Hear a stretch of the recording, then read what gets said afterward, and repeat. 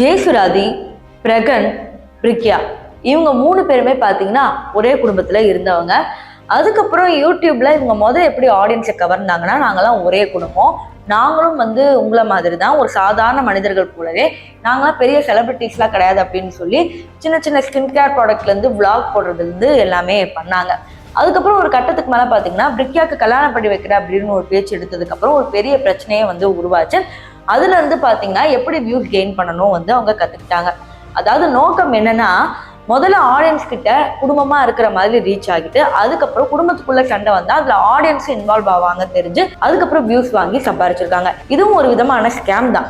ஏன்னு பாத்தீங்கன்னா, நம்ம என்ன நினைச்சிட்டு இருக்கோம், பணத்தை வாங்கினாதான் ஸ்கேம் அப்படிங்கிற மாதிரி நினைச்சிட்டு இருக்கோம். அது மட்டும் கிடையாது.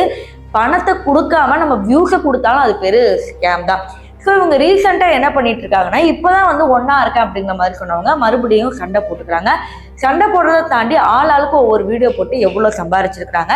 இந்த சண்டையோட நோக்கம் என்னதான் சொல்ல வராங்க, ஆடியன்ஸ் எப்படிலாம் ஏமாறுறாங்க அப்படின்னு தெரிஞ்சுக்கணும்னா இந்த வீடியோ ஃபுல்லாக பார்க்கணும்.